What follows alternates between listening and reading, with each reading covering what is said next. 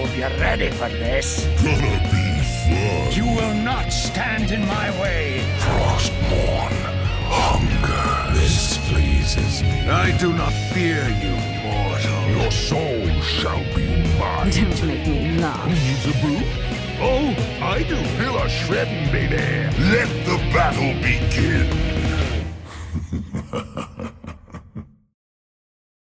So hello and welcome to the 7th episode of the Nexus Trolls, a podcast all about Heroes of the Storm.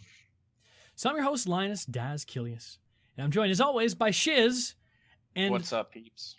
Not this week, Mystic. We've actually got a sub in for Mystic. Mystic couldn't quite be here. Liqiud. Welcome to the show again, Liqiud.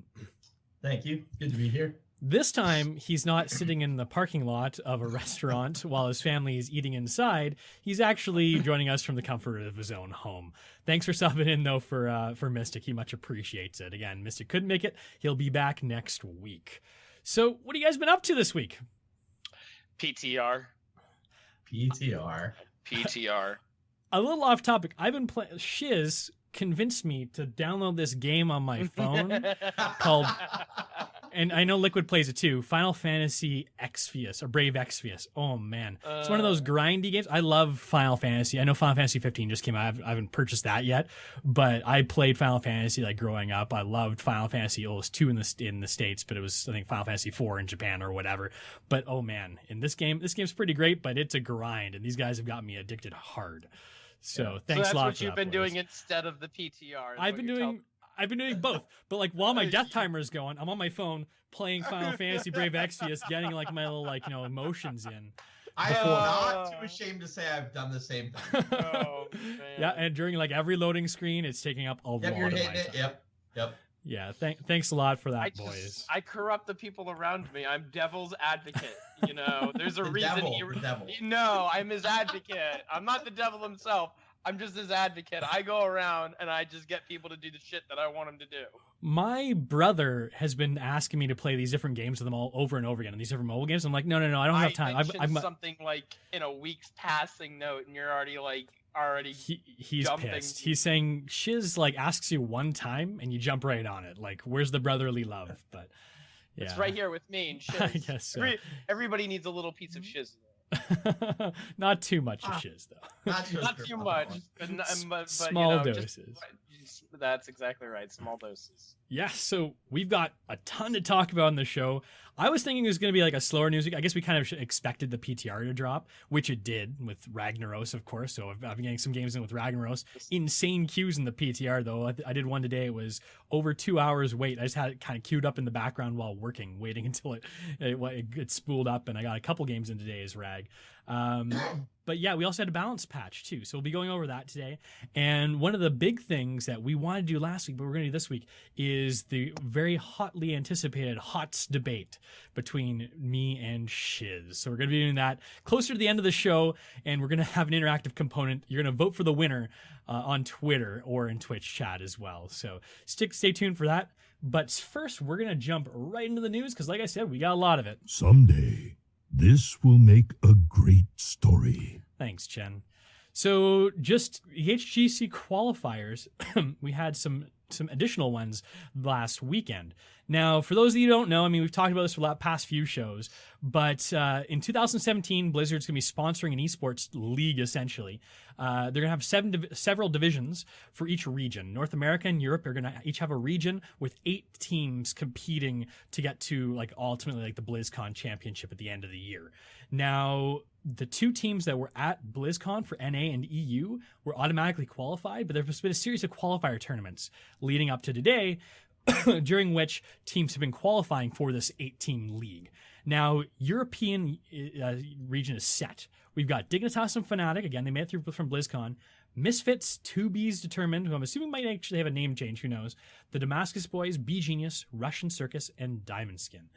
And NA has 6 out of the 8 teams determined.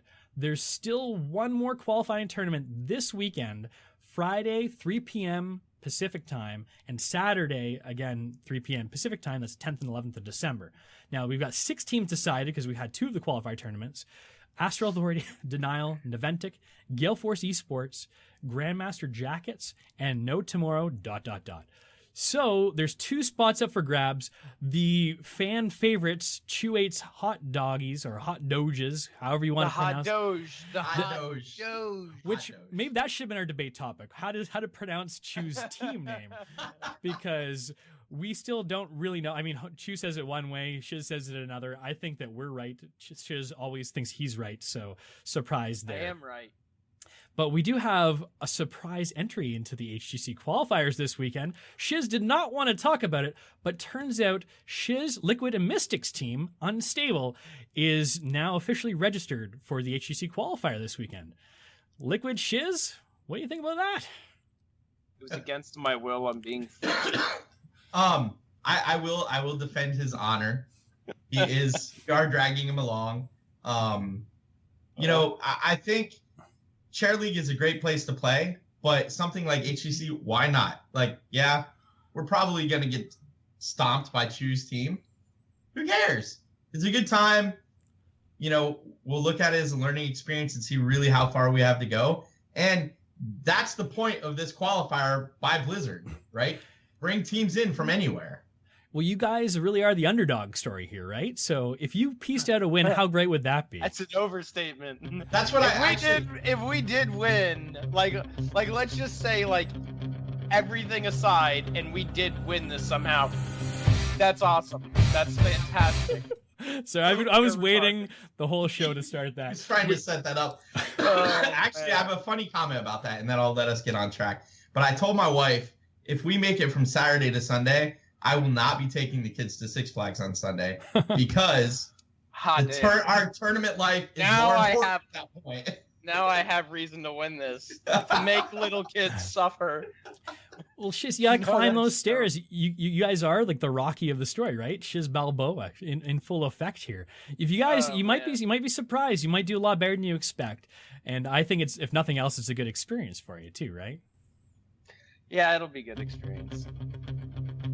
I'm not going to give you the speech that you want with that. I'm waiting for it. I'm queuing up the music, Shiz, so you can go on the tirade there. All you want, and I'm just going to sit here and I'm going to pout like a little child. As you can tell, Shiz is a little salty that his team forced him to sign up for HGC. But you know what? We're all excited to watch him this Friday and hopefully this Saturday as well. So, yeah, definitely tune in. I'm assuming it'll be cast somewhere. I'm not sure if you guys have any information about that yet. Quick note, it's Saturday, Sunday in the U.S. Oh, it's Saturday, Sunday in the US. I thought so. Now you got me double thinking myself. Oh yeah, I thought I read Friday. Saturday. We'll get a quick check on that. Maybe we can do a quick fact check to see what the timings are. I'm worried. But either way, the top 2 teams from this tournament are going to be going on to HGC for 2017, and they're going to be playing a lot more than just one weekend through the round robin tournament and like the mid-season brawl tournaments and everything too that go through with it. Plus a paycheck too. So hey, you never know, guys. Maybe you guys will have the dream run to the end there, and you'll qualify for HGC. We're all rooting for you. Saturday. So Saturday, Sunday? Saturday, Sunday. Yes. Saturday, Sunday confirmed. I'll have to update the patch notes. Or not patch notes, our show notes. Okay, so HGC aside, let's go on to some other news. We've got the Heroes Brawl for this week, which has been changed. It's now Ghost Protocol. Either you guys have a chance to try this out? I did try it out. It's fun and it's aggravating at the same time. I feel like it's very, very one-sided. Nova mains love it. I swear Nova mains have just been nothing but brawl because I haven't seen them in any of my QMs or unranked games first picking it. So I'm believing that they're in there doing Nova stuff, which is fine with me. Yeah. But so the one thing I do want to say about this is if you guys get a chance and you can go to the GCWC games and you watch those, they actually had one where it was casters versus casters, and it was the Chinese casters against our NA casters, and both sides are both professional players, obviously, that are retired out of the game, and it's a treat to watch it. I enjoyed it very much, and they do comms too, so you get to hear the comms of our casters actually playing the game. Sweet. Just so those of you who don't know what Ghost Protocol is too, it's on Towers of Doom. Each side is 5 Novas. And there's some modified rules too. Every takedown you get a shot at their core. Standard Towers of Doom, you get the standard amount of health on the core. They still have the objectives that spawn, so you can get the bell towers and shoot those on the core as well. But also another little twist too, snipes or insta-kills, which is pretty frustrating. So like pretty much you're staying cloaked the whole time trying to look for those shimmers. If you're not good at spotting stealthies, this is good practice, if nothing else. And it's a domino effect too, right? So the first one pops out and kills one, and then that one dies, and then that one dies, and that one dies, and the next thing you know, everybody's dead. Shiz is the only one alive. Shiz wins. Shiz was a smart one to stay cloaked until the very last second. Yeah, hitting a cloaky with a snipe is not easy, but some people are pretty proficient at it, as I found out. You just the best thing I can go say is if you guys are doing this and you guys are getting competitive in this, snipe the bushes. Like just throw a clone out. The clone always does a snipe first. That's what it's going to do. It's going to throw a snipe out. So you can bait people out, but the biggest thing is in the center on Towers of Doom. They like to sit in the bushes there. So if you come in safely from your side, you could throw a snipe right there. I'd say about 75% of the time you probably get a kill. If the tower's on the bottom, snipe the bushes next to the opposing team's bushes. You'll probably get a kill there. Bottom bushes, you'll probably get a kill. Top, do their bushes, and then around the boss. Just snipe bushes all day long, and you'll rack up your kills, and you'll be fine. So if you're playing against Shiz, don't hang out in the bushes.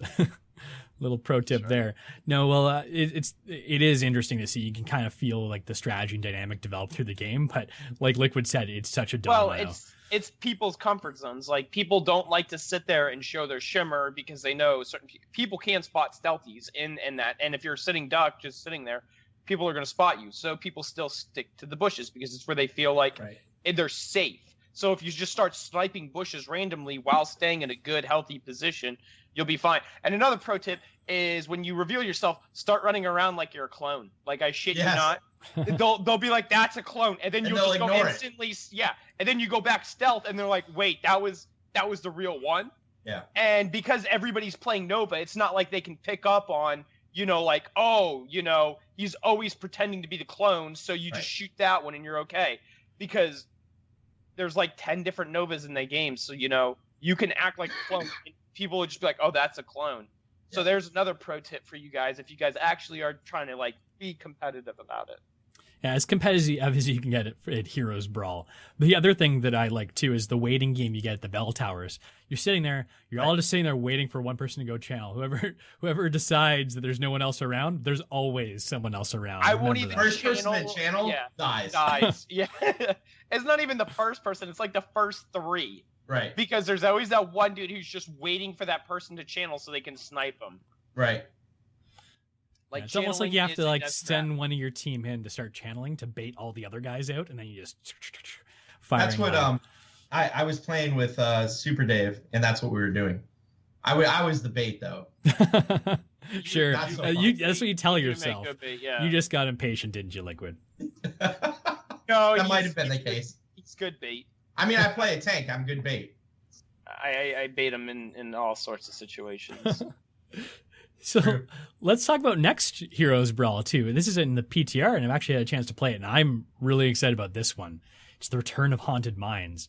Instead of bringing it back into the rotation, they're bringing it back into a Heroes Brawl. Probably as a tester, I imagine it's going to make it back into the rotation shortly. Have you guys had a chance to play any Haunted Mines? I have not, sadly. I have. And it's a lot of fun. It's similar to what it was before with a few tweaks to help out with the kind of like the snowballiness and the quick matches you got with the golem spawning in the same spot that he dies in. So that's certain changed. Heroes are still going to be stupid powerful on that map. Yeah, some of the Reddit threads did point out though that it was going like 40, 50 minutes. Oh yeah. Yeah. Yeah. Well, maybe that's probably why they're doing this brawl, and even in the PTR too, is to figure out any sort of balance they need to fix with maybe the scaling of the golems and such too. But is it random heroes on the PTR brawl, or do you actually? It is. You choose between three. Oh, okay, yeah. I was lucky. I got to pick Rag too. I was like, nice. I don't have to sit through that like 2-hour queue. I hear Rag's broken on it. I hear Sylvanas is still stupid broken on it. Tassadar's amazing. Rag is broken on every map. Abathur's really good if you can position yourself really good on it. But I mean, those are the heroes that were just powerful on Brawl because you're forcing them into choke points, and you can do stupid stuff. So yeah, we'll talk a little bit more about Haunted Mines next week after it hits live, because there might, like we said, might be changes to it too, and we'll get a few more games in as well. So a little bit other news too. Next week is Season 3. So get your placement matches in if you haven't already to get those mounts in Team League, or try and get to Platinum if you want to get the mount in Hero League. So there's some changes coming, some big ones too. I know Shiz isn't the biggest fan of some of these changes. Hero League is going to be solo queue only. Now, we knew this was coming. Yeah, we knew this was coming. We weren't sure what season it was going to be, but it's going to be next week. So there's good things and bad things about this. You don't have to worry about duo queue carries. This is all about individual skill now. So what do you guys think about that? Liquid, you seem to like it. I love this change. I think this does a couple of things. The people that want to play solo now have a safe place to play solo. They no longer have to worry about duo queues, or they're just worried about their solo mechanics. But what I really love about this change is it's going to pump up the numbers in Team League, because now those twos and those groups of threes that are friends together will get lumped together and be pushed into Team League. But more importantly for me, when we have 3 guys on at night, we can queue up into Team League, and we're not like, well, what do? We can't Hero League, and unranked draft is, hit or miss. Now at least you have a place to go. Yeah, it's pretty cool. So yeah, the changes to Team League, as Liquid was kind of indicating there too, is you can now queue up into Team League as a group of 2, a group of 3, or a group of 5. The only outstanding one here is groups of 4, just because that doesn't obviously work. You can't have a place in Hero League, but the Team League matching wouldn't work there. So the new bit is the teams of 2 and 3 can now queue up in Team League, which I think is interesting. I hope it's really going to work. What I'm worried that's going to happen though is you're going to have an imbalance. Like maybe you've got significantly more groups of 2 than groups of 3, as an example, right. And then the groups of 3 are going to have a much quicker queue time because the 2s are sitting in line waiting. Waiting. Right. So, but I mean, maybe it'll balance out. People will realize this is the case and be like, hey, let's get a third one on so we can insta queue into Team League. So it might balance out. It might just be horrible for say your duo queues. But I mean, hey man, the Team League queues were long to begin with, right? So more people in there, the better at any. The 5s are gonna be the what's gonna absolutely dominate in there. Yeah. Because usually 5s are going to be on, and this is the problem I have with it. I don't look at this as a good thing. I like the Hero League, but I don't like the changes on Team League. I think they should have made another league if they wanted to do something like this, because there's going to be a huge imbalance. So you're not going to have 5s in there, right? And 5s are 95% of the time on comms. And you're going to have 2s and 3s in there, and they're not going to be on comms, and they're not going to be on the same page. And they're going to have to act like as a group of 5 in order to beat that stack group of 5, because the 5 group is going to have way better coordination. They're going to be able to time their ults better. They're going to have rotations down better. There's just going to be a lot of things. And because, people they're going to be queued with people who are on their same level, this is going to give a huge imbalanced flux to 5s to actually be able to dominate. And until they bring in mics in this game, or a way for voice chat or some system for Team League for the 2s and 3s, they're just going to get stomped. 2s and 3s are going to complain. Like, that's, you watch on Reddit, people are going to start complaining about how 2s and 3s are severely disadvantaged against a stack group of 5. I want to answer that, because I want to bring this back.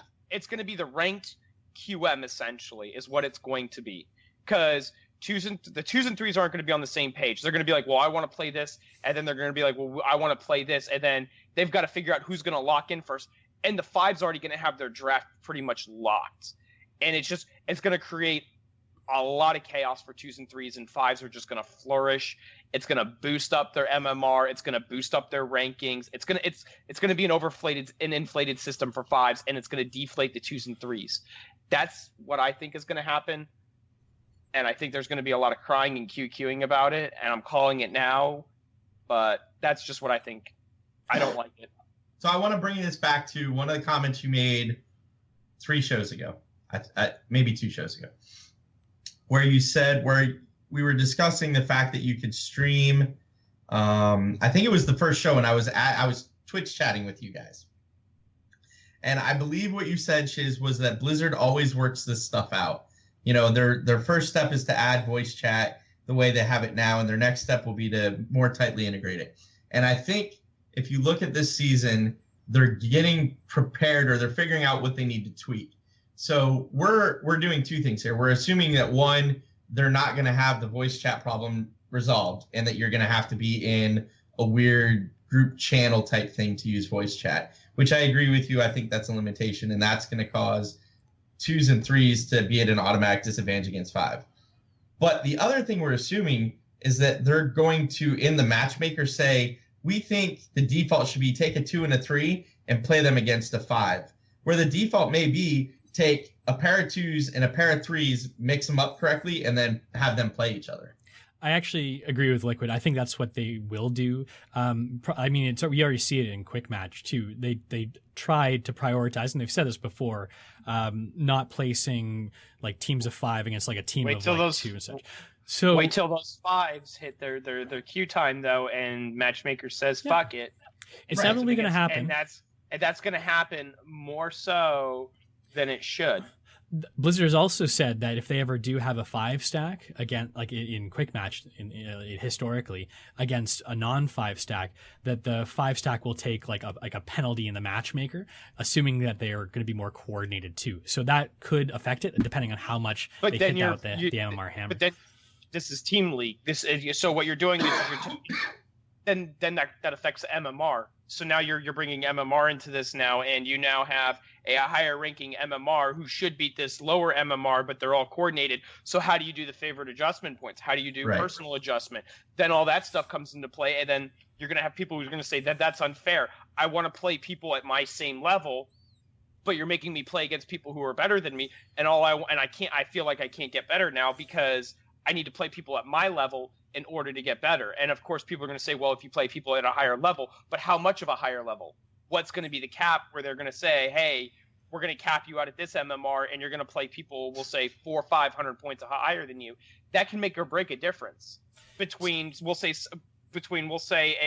a bear just above gold, almost on diamond, right around in there. He'll be playing diamond and platinum, or platinum diamond, and it's gonna really mess with people's thing, and it's just, I don't know. It's gonna be, I don't like it. It'll be interesting to see, and I mean, Blizzard's already gone out and said, hey, if this doesn't work, we can revert this change. They're not doing the stubborn Blizzard thing, which we've seen in the past with changes they can make to heroes like Rhaegar's self-ancestral healing, for instance.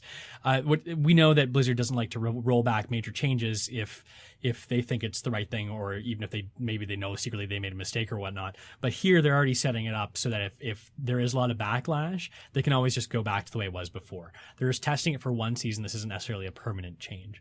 I'm assuming it's probably going to be permanent, but if there is enough backlash, I could see it changing to some degree. And Blizzard is somewhat good at listening to community feedback and everything too, and implementing changes along the way. This was born out of feedback. I'm sure it was, but it took months to get this way. How many months did it take for us to get bans? And we've been crying out for bans since beta. Right. I mean, so they just, like I said, the way I see this making it go away is give you an optional button to be like, hey, I want to join voice chat. And then give them an option in their top right-hand corner of their map or whatever while they're playing the game, or next to the mini-map, says, hey, I'm going to turn off voice chat. And that would solve everything, because if you don't want to listen to your team or whatever, you could just mute them. But if you do want to listen to your team and be a part of that, you can. And I think more people or not are going to have that on because they're going to want to coordinate. Right. At BlizzCon, they did say that one of the coming soon TM bits was an in-game chat. So I know we've got the Blizzard chat. They said the same thing for Kel'Thuzad. They've been saying that for about how long now? Exactly. Coming soon has no sort of time frame on it. Yeah. But this is something they could prioritize if it becomes an issue. So it's obviously something that they're working on. It's in the oven. The question is, are they going to take it out when it's properly My point is, they've been working on this in beta. They've been working because everybody's been asking for this. Like, it's a huge drawback to this game right now, because as a community, as if you listened last week, there's no way to integrate the community. The only way I've been able to connect with you guys is Chair League and Reddit. Without those two things, I'm just a guy who hops on, we might as well say plays Call of Duty, but without comms. And then when I get off, there's no way for me to find out who the hell I played with, pretty much. Yeah, well, I guess this is we'll have to wait and see, right? We don't want to get stuck on this topic for too long because there's so much to cover today. There's a few other changes too. They're actually cutting back the number of players. I'm assuming they're going to place in Diamond, because they're saying they want to half the population in Diamond. So that is going to have a bit of a trickle down effect too. I'd imagine you're going to have those diamond players that got bumped down are going to be in platinum. Platinum players are going to be bumped down to gold. So I'm assuming a lot more people are going to be kind of shifted down. It sounds like they want to like shift the kind of bell curve a little bit. So I think they want most of the players to be kind of in that silver diamond realm and have like the high end, low end tail off a little bit more. So especially for diamonds. So that's an interesting little change there. Kind of shoots down my dreams of ever making diamond again, I think. It's not going to be an easy task, that's for sure. So also this is kind of cool too. So there's 10 placements, which is the same as it's been every season that I can recall. But if you haven't played in a while, and they didn't say how long, your placements get reset. I'm not sure if that means like if you've placed and say you come back after a month, if you have to do your 10 placements again, or if it's like you've done 3 placements, you go away for a month, if they'll start you back at 0. But that could potentially be an interesting little bit. I guess the idea there is it's kind of like an MMR decay to a certain degree because they want to replace you in a spot that you need to be. Because there's been a lot of chatter about people wanting MMR decay in the game, and maybe this is a somewhat kind of way to accomplish the same end result. Do you guys like that change? I like it, and then I don't know how I feel about it. We'll see how it goes. I mean, I feel like it has its ups and it has its downs. It can be really good. And for those who step away from the game, will say, you know, they tried it out that one time for a couple of months and then they left and they're coming back 6 months later and they're like, hey guys, what's the meta? You know, that, you know, when they do their placement games, that'll help them out. But if they have it really short, I feel like people try to abuse this to a bigger degree to kind of like reset their MMR because they didn't like where they got placed. So if they do their placement games and they get like silver and they're like, oh, that was all horse shitty, you know, placement games, they'll just almost wait till the end of the season to replace and see if they can get a higher, and it's going to fluctuate with their MMR really hard. It's a way for them to boost their MMR up. Because that could be considered gaming the system. That could also be considered like having a do-over though as well, right? Because if you do better in say your second set of placements, maybe you're placing properly. Whereas like I remember last season, for instance, my question myself, is it when you're not playing? Is it like not playing the game period, or is it you're not playing Hero League or Team League? Because if that's the case, then I'll just go play QM and unranked, and then until I hit that bump, and I'll be like, oh well, let me do better on my placements and boost up my MMR, so it'll place me up higher. Yeah, I can see like last season, I think I would have done that. I had a horrible set of placement matches, and the same with one of my teammates, Black Magic.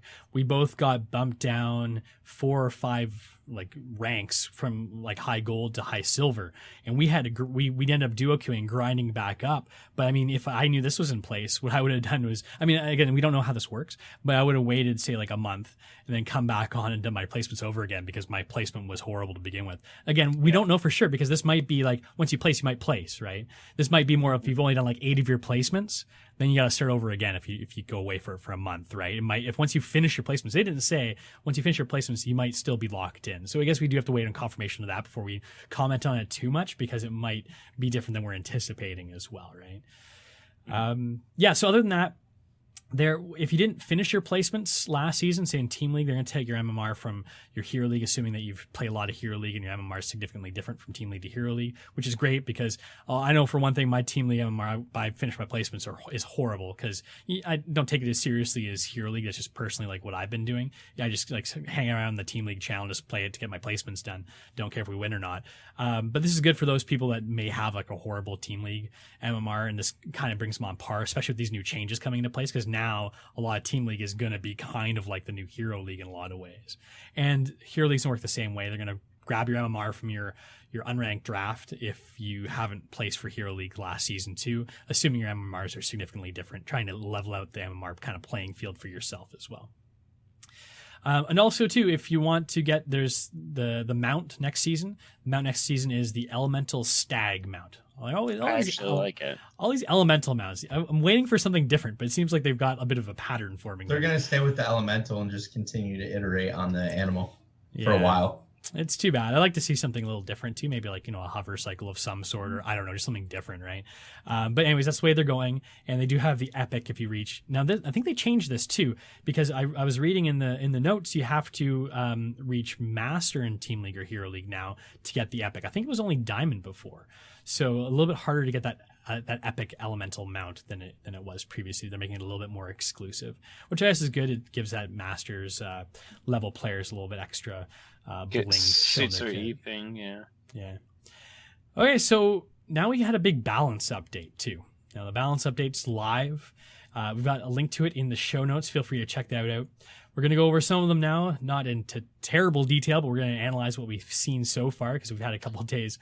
You don't want me ranting is what you're saying. Yeah, see, everyone talks about the Shiz rant from a couple episodes ago, the 30-plus minutes that made Liqiud fall asleep in his car. Right? Just a couple times. You don't want me talking about the buffs to Zeratul. Which is ironic because we did have an iTunes comment about that and how good it was, which we'll get into at the end of the show. But yeah, there's nothing wrong with ranting. I thought it was a really great rant about Vala, and I'm sure a lot of other people did too. It was. In fairness, it was very informative if you had questions about Vala. But one of the dangers of going over balanced patch notes or anything like that is you can get really granular about it. And we want to try and avoid that, make it more conversational, more talk about the overarching themes. And that's what we're going to try and focus on going forward. I'll just tell you if I think it's good or bad. Okay, so first one. Ready? Good or bad, Shiz? Falstad and Brightwing have had an extra 10 seconds added to their flight and phase shift, respectively. All globals they nerfed. I think it's good. Great. Because you have to pick them. They're almost in every draft. Yeah, they're become that. I think it makes sense. Even heroic globals are now being prioritized. Yeah, we've seen in Hot Slog a small little dip in their win rates too because of this. They'll still be good, but they're not going to be like a must pick, first ban sort of thing. Yeah, well, an extra 10 seconds isn't do or die, but still, it can hurt you if you're sitting there being like, okay, I got to get there, I got to get there.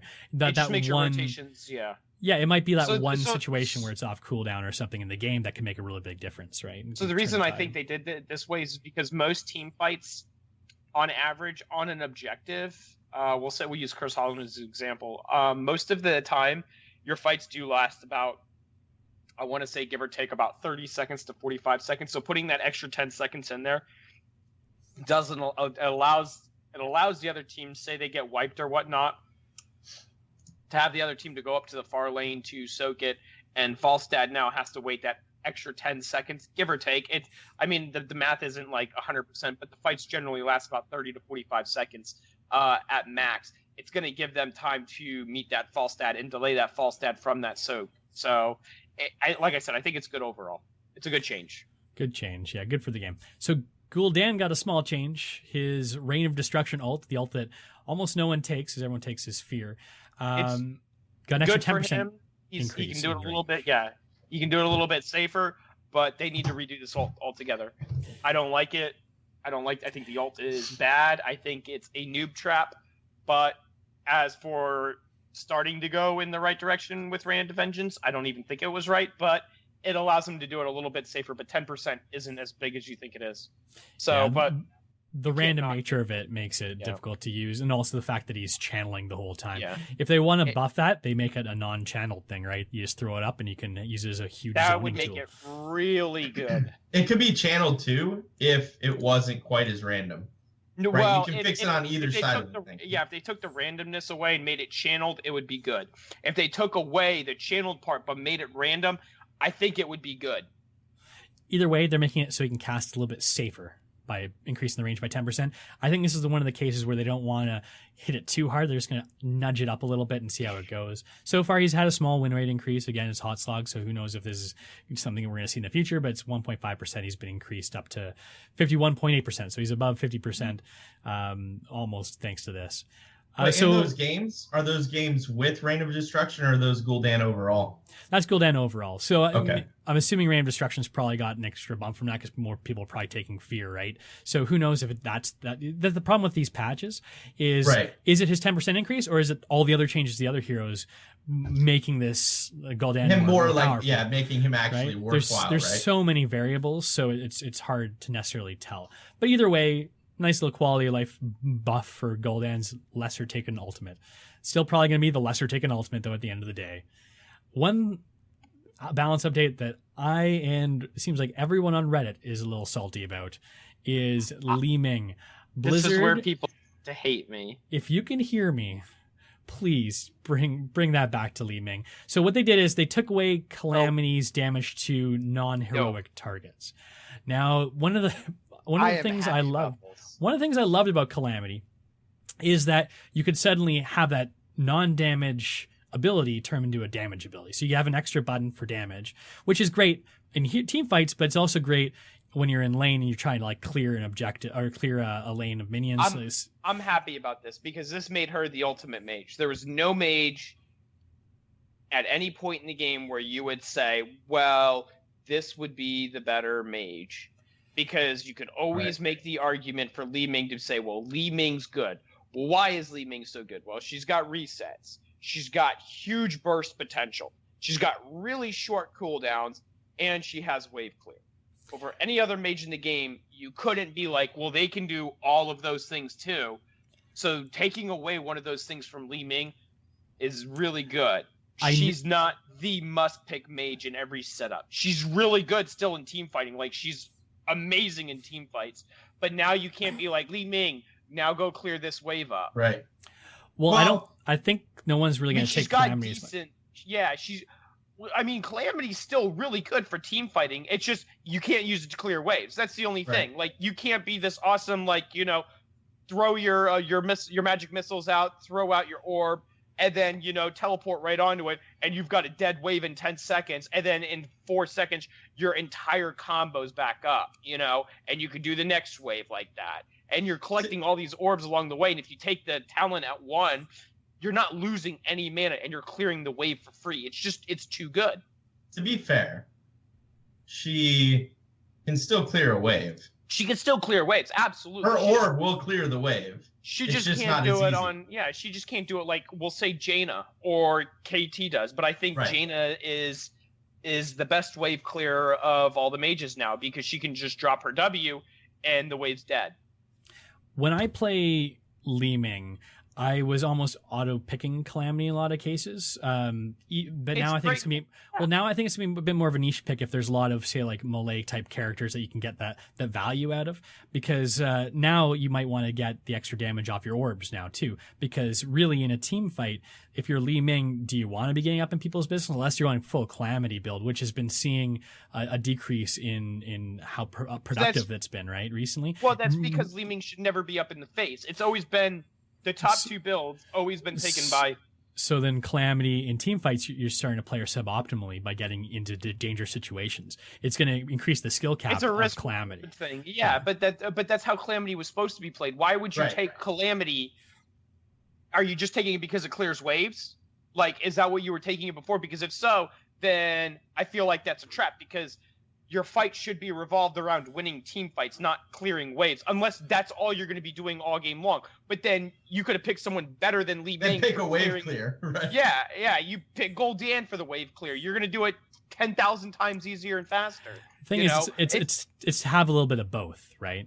Like you can have the extra ability in the team fight to do the extra damage if you need to jump in there, get like secure the kill, but it also gives you the ability to run through a wave of minions and clear it on the way to the objective or whatever. That's why I said it was too good. Everyone got comfortable to her being the top mage and was like, oh yeah, this is the top mage. It's the same thing we went through with KT. KT was the top mage for so long, and then they just kind of like nerfed him into the ground, and then they redid him, and people were like, oh, he's useless, he's not good, and then they found a way to make him good, and then they nerfed him again. It's like the Greymane effect. They kept nerfing him until they're like, all right, you finally did it. Now.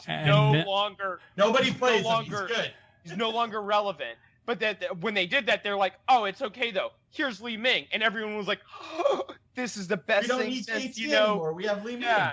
We got Li Ming. She can do it so much better. So I think the reason I'm salty is I love playing Li Ming, but now you look at her and she's right down there with Greymane in terms of win percentage. I know Li Ming's still strong in coordinated comps, and her team fight resets is very snowball. People are really upset about Li Ming not being able to clear a wave like stupid fast. You got to look at why you were picking Li Ming in the first place. Like, I am so butthurt that I can't clear this wave in 0.5 seconds. This is such a ruiner. Like, I don't like. I'm literally Li Ming's unplayable now.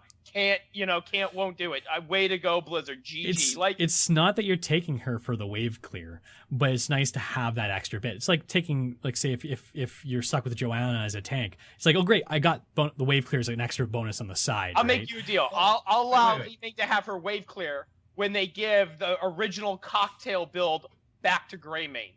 When he could just throw it and it automatically had the cocktail explode. You give me that back, I'll give you your wave clear back. We need to go back a second. Nobody's ever stuck with Johanna as a tank, okay? You are privileged to have that goddess act as your tank in a game. Accept it and move on. I do like my Johanna too. But again, it's one of those things. It's nice to get the extra wave clear. Right. The wave clear is great. And Shiz, your boy Dreadnought, what do you always say? Wave clear is so important, right? Having extra utility is a nice little bonus to your kit. It doesn't really hurt her kit at all. She needs another 0.5, maybe an extra second in lane cleaning up the wave. Because if you do an orb from max distance, you could take out majority of the time, half to 3/4 of the wave, and then you can magic missile the rest down. And by the time you mount up, you've soaked all the experience as you're moving away. Yep, and maybe this should have been our debate topic after all, because we've had a good debate about Li Ming's nerf. But you know what, though? I do see where Blizzard's coming from this, and what Shiz is saying too, is she does need to have a weakness, and potentially taking away that wave clear option and is a way to do it, right? She is seeing a bit of a downturn on her win rate in hot slogs, but again, she's still going to be picked, I'm sure, competitively and everything too. You're just going to see more of an upturn in KT. You're going to I've started to see an influx of KT back because people are like, hey, KT's not that bad. I've seen more Jaina. I've seen a lot more Gul'dan, and everyone was swearing before fucking BlizzCon Gul'dan was the worst thing since, whatever. And now people saw, Europe and Korea play him, and they were like, oh man, this is the best thing since sliced butter. All right, let's move on because we're getting along in the season. We don't want to have to bump our debate again. So a couple of more heroes got kind of reworks. Samuro is a big one. He got a slight nerf to his Windwalk in terms of a cooldown. Bladestorm got a damage reduction as well, and he got some damage mitigation changes as well. There's taking Samuro down a tick. It's again shown up. His win rate's gone down slightly. It's 0.7 now. It's not 0.1 anymore. Yeah, they're 1%. It's 0.7%. Samuro still does enough damage. I think this is going to affect him somewhat. It's not but still, the higher play, people already know how to deal with Samuro. It's in the lower tier that people are having a problem and screaming that he's too good. Once you learn how to deal with Samuro, he's not like. You don't really need to ban him out. He's really good at stealth bursty. It's like with any stealth bursty. Treat him just like that, and you win. Definitely not as scary as he was about a month ago. That's for sure. I think he's in a good place. I personally think like this may not even have been necessary. I do see him banned quite a bit, like first bans and such. I think that's almost like a carryover from when he was overpowered. But now this is probably just gonna bring him a little bit more into like that kind of 50% sweet spot that Blizzard's trying to get to. But like you said, I think people are learning how to deal with Samuro, and he doesn't feel nearly as scary as he used to when you came across him in your quick match or hero league games. Okay, so moving along to Shiz's one of his favorite characters. So why don't we let you take the helm on this, Shiz? What have they done to Zeratul? Cooldown reduction on quest completion for Shadow Hunter increased from 0.75 to 1. This is nice. It actually is starting to gain some merit value. I don't think it's the go-to talent yet, but it's a very good step in it to giving him class diversity. Grim Tasker is a passive, but it's an ability power stack bonus increase from 4 to 5%, and a maximum ability power increase from 40 to 50%. Again, this is really, really nice. It's giving him class diversity. I think these are all really good. Mending Strikes healing reduced from 40 to 35%. I like this, but at the same time, it makes me sad because I liked it at 40%, but I understand why they did it because it made him too good if you built him right and took Mending Strikes. He was too tanky at that point. Well, he's like a bursty variant in a sense. Void Slash. Bonus damage increase from 40 to 50%. Again, it's giving him class diversity and allowing you to, instead of going into like a single target, like burst somebody down, you're doing more of an AoE thing. which his AoE isn't bad at all. It's very, very viable if you want to do that way. So overall, I think they're turning Zeratul into something scary, and he's definitely got a lot of potential. He's definitely seen a lot of rise in the pro scene. Like he's very, very Void targeted. Prison, still Void Prison, right? No matter what you do to the rest of the kits. So that's Void a game Prison changer. just says GG Tyrael. So So yeah, I mean, it seems like this is kind of standard par for the course after where we work. They do slight changes to try and make certain talents a bit more competitive, and in this case, boost his win rate a bit, is what they're saying in the developer comments for Zeratul as well. So you think this is a good or bad change for Zeratul? I think it's a good change. I think he's in a very good spot right now. What I'm afraid of is that because he's now in a good spot, and Zeratul is game changing in a lot of ways. He's got the same effect as Illidan and Kerrigan. If you buff him too much, people are going to cry and say he's overpowered and he needs nerfs, and then they're going to nerf him into the ground and make him irrelevant.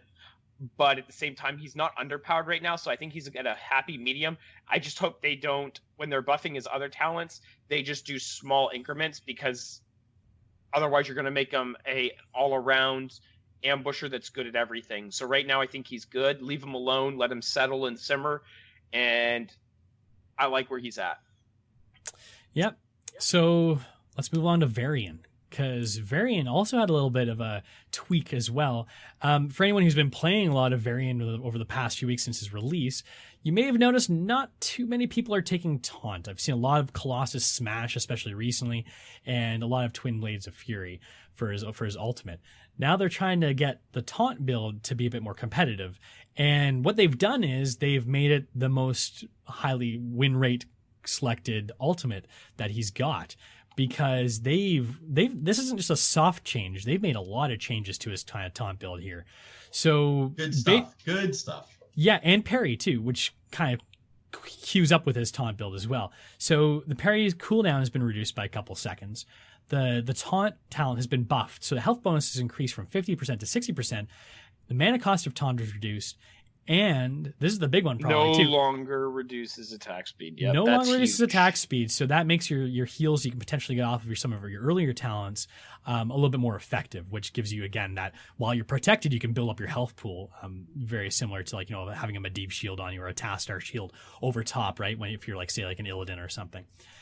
They also changed Warbringer, the stun that everyone's been crying foul about at level 4. So the cooldown reduction that you get when you take it is decreased from 10 to 8 seconds, which means that basically you've got a stun on an 8-second cooldown instead of 6.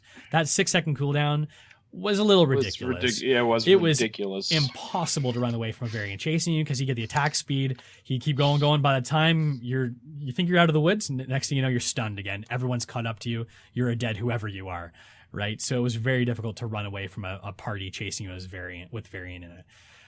So they've changed that. Again, I think the whole idea is they want to try and make the tank build a little bit more viable and that a little bit less annoying. And a lot of Blizzard's mantra is they want to make sure everything's fun, right? And it's not that fun getting chased down by a Varian, getting stun. They've always tried to get rid of that kind of like stun lock out of the game. There's been many nerfs to stuns across the board over the past year. This is just another way to kind of make sure they ease off of that, kind of like not being able to do anything, like not having control over your character for a lot of time isn't fun, right? It's like playing Hearthstone and having the other team like discard your cards. It's just not a fun mechanic. So I think that's why they're trying to ease up on this a little bit. Still give him his flavor, but not make it incredibly annoying to get away from him. This whole kit change is important to me, because this is bringing him in line where solo tank Varian can be a thing. I don't know that it's quite there yet. I still need to play it some more. It's not. But it's closer than it was at launch. Yeah, and it's tough to get into that solo tank area. So again, we're gonna have to see. Like, I haven't played the Taunt build. It sounds like you guys haven't had too much of a chance to play around with it either. I have. I actually like the Taunt build. I think it's super strong, but it's not solo viable yet. Not quite. It's getting there. I think he fits great into a double warrior comp situation or a double bruiser, because I consider Varian to be on the fringe of a tank and a bruiser. So I think he fits very, very well into any double warrior comp. For the amount of CC that he's got, it's just absolutely ridiculous. You can charge stun somebody.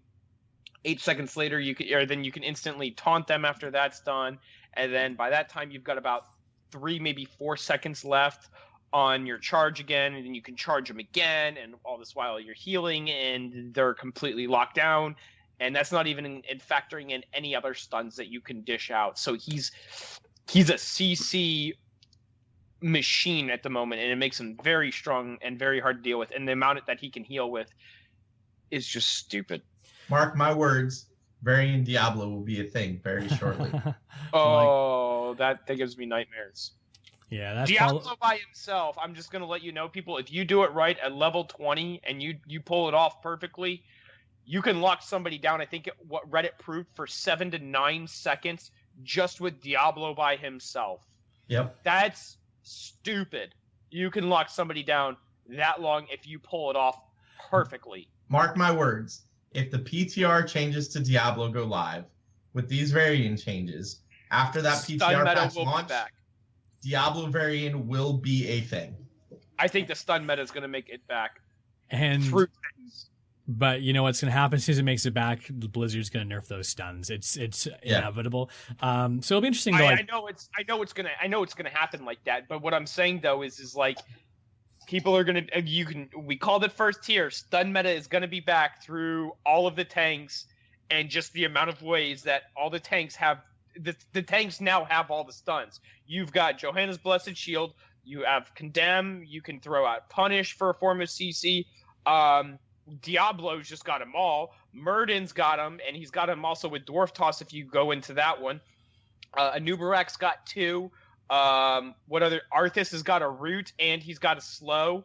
What other tanks we got here? ETC. Yep. Oh my gosh, ETC's got him. How do you forget ETC? Yeah.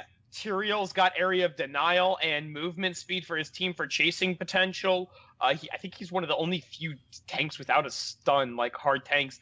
Zarya's got through her ults. She's got a form of CC. What other tanks do we have out there that I'm not saying? Artanis now, he can literally throw somebody from like half the screen away. If he doesn't mind dying himself, because that's what it is. It's a suicide drop, and you could literally 1-for-1 somebody right there with it. I mean, it's stupid. Dahaka is now got tons of CC now. There's so much CC, and it's going to be in the form of tanks. And double tanks are going to be the way to do it, and that's not including your melee assassins who have tons of CC now too. It's not the range that has it. It's now the front line. Yeah, and this will be interesting again to see how things shake out. Like, are we going to get into that stun meta like you're predicting? Possibly, especially with all these changes we're seeing in the PTR to tanks too, to bring up their viability. Like we're seeing to Diablo, Dehaka, Artanis, everybody, right? We'll touch on the PTR in a little bit. We're not going to go into the details of it because we've got a lot already to cover this week, and the PTR is not quite live yet. But okay, let's move along to Nazeebo. Poor Nazeebo. I feel like he's never seen in the competitive scene almost ever.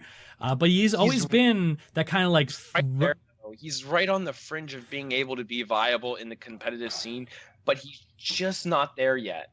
His late game is super strong, but his weak game and his what am I looking for? His ability. He's kind of like a Lily in a sense with assassins, but he's super strong and thrives in chaos. And I think if they slightly keep buffing him up, you might actually start seeing Nazeebo in the pro scene. I think that's just it. It's very similar to Lily. It's very random, like healing, random damage. So it's hard to focus down on a target. You're just kind of doing like mass damage to everybody. That's always been Nazeebo's drawback in like the competitive scene, but also why you see him do well in the less coordinated play that you see in Quick Match or like Hero League even too. So it'll be interesting. Like they kind of boosted the speed of his Corpse Spiders. They bumped his Toads of Hugeness talent a little bit to get a little extra damage out of that, and Soul Harvest as well. They're just giving like slight little bumps to him to see how he performs. But I still think he's gonna be that kind of, easier, like lower skill cap character that you can easily take into a Hero League to do a lot of damage. His skill cap has gone up since his rework. I'll tell you. Yeah, I consider him like a Vala. Like if you've listened to my Vala thing, in the good and in the right hand, in anybody can play him good, but in the right hands, he's great. And you can be terrifying against a good Nazebo. I'd agree. So we'll see how that change affects him right now. Like you said, he's kind of in the middle of the road in terms of win rate and such. But it'll be nice to see if we ever get him into competitive too, because it's always a good showcase for heroes and their talents. I hear he might be at HGC this weekend. Is that something you guys are going to pull out then? Shiz is just giving the death stare. Shiz does not draft Nazebo in his drafts. No, Shiz does not draft Nazebo. So next, I'm not a baddie. Next on the balance update was Karazim. His Iron Fist bonus damage got decreased a little bit. I guess we were seeing a little too much burst that he was getting with his wave 100 fists. And Karazim 2016 Iron Fists. Those Karazims the past few weeks, they could surprise you out of nowhere and they could stick to you and just do a ton of damage with that wave 100 fists if they were Iron Fist build, right? So I guess that's the idea there. They wanted to get that burst potential away from Karazim a little bit, get him a bit more well-rounded, I guess. So they did give a slight boost to movement speed with his heal to compensate for this change. But it wasn't a ton of difference. Like we're talking 110% bonus damage to 125%. So I mean, it is significant, I guess, but they're just taking it down a bit to reduce his burst potential. Good or bad change, boys? He's still viable. It's not going to hurt him at all. I mean, it's going to hurt him a little bit, but I mean, his damage is way too stupid high. I don't think it was stupid high. I just think people didn't. I think this is one of those things where people saw the damage and they saw how quickly it could do damage, and they were like, "This is too strong." But I don't think he was like overpowered like we've had some other heroes. I agree. I don't think he wasn't like crazy OP. Yes, but I don't think it was warranted because if you went Iron Fists, you were pretty much saying, "I'm not gonna heal. I mean, I'm gonna throw out heals here and there, but I'm not gonna be this healing machine." Right. And so I'm gonna be more of a DPS in that sense. But the problem is I don't know. I don't think it was warranted. I mean, it's gonna hurt him a little bit, but I think he's going to be in the same spot that he's always been in. He's going to be one of those niche heroes and Koreans and bakery. There was interesting players that were running Karazim in a hybrid mode where they took Iron Fist and they took one other talent, the one where when you teleport you do the quick jabs. They were taking those two talents and they were taking heal talents in the rest of the levels, and they were doing significant healing numbers as well as significant damage with him. So it was a weird little situation. It wasn't the norm, but it was a weird little situation. The way the pros have been playing him is they go full DPS, and then at 10 they take Divine Palm, and at 20 they take Storm Shield, and that's the way they do their heals, and it's really strong. It was really, really, really strong. So, but I mean, like I said, Karazim's in a good spot. He's still in a good spot. It'll mess with his numbers a little bit, but he's still very, very valuable. He's just going to be a niche pick now. I think the idea is they want to have him be more like sustained damage that he does as opposed to burst, and I think I don't think they know what they want to do with Karazim because agreed. He's one of those things where I think he was their first try at multi-class, and now they don't know really what they want him to be. Yeah. Do they want him to be a Tyrande? If so, you needed to keep his damage there and take away from his healing power. If you wanted him to be a healer, you need to take away his damage potential. And they're trying to do both at the same time, but not do both at the same time. It's really weird. So he's always going to be someone that they're always going to mess with. I don't think this is the first or this is going to be the last rework we're going to see on Karazim. I don't think they're happy with it. I think they're happy with it now. But I think, again, down the road, we're going to see another rework on him. I don't think it's going to be anytime soon, but we will see another one because I don't think Blizzard knows what they want to do with him yet. This just kind of highlights the challenges of having a multi-class hero and balancing them properly, right? And having multiple builds be viable and like variants. The problem with him is when he came out, they were like, "This is the new healer class," and they were like, but he can also do damage, and it was like, okay, cool, he can do both. So they were trying to do that, and then they were like, yeah, we're not going to do the damage, we're actually going to give him the heals instead. And you were like, oh, okay. And now this time they're like, yeah, we're not going to give him really the heals, but we're going to give him the damage. And it's like, oh, okay. And now people are like, well, why don't you just make him a multi-class? And Blizzard's like, yeah, we don't know what we're going to do with him. Well, I think it's interesting too, and this is slightly off topic, but on topic for what we're discussing. They, if you look at what we're going to discuss in a minute, the Balance Ask Me Anything that they did, they said something, I'm trying to find what it was now, that they're not going to do any more multi-class heroes, or there's no plans right now to do another multi-class hero. But So, I mean, but he's already out. So right, it's no, not like, Kerosene hey, is. yeah. But I think you're right. I think you're on the right track where you say he was their first attempt at a multi-class hero, and they don't know what they want to do with him because he's in a weird niche where Varian is like, okay, well, you're either damage or you're a tank, but you're still a warrior. It's not you're a damage or you're support. Like that's hard. Well, the thing with Varian is Varian can do both at the same time though. Now Right. He can be a warrior and a bruiser at the same time. Right. And Kerosene can't. Not effectively. Not effectively, yeah. Okay, let's continue on again. So I'm a talker. yeah, well, we all love to talk about this stuff, right? It's our passion. So it makes it tough when we're trying to get a show in under an hour and a half.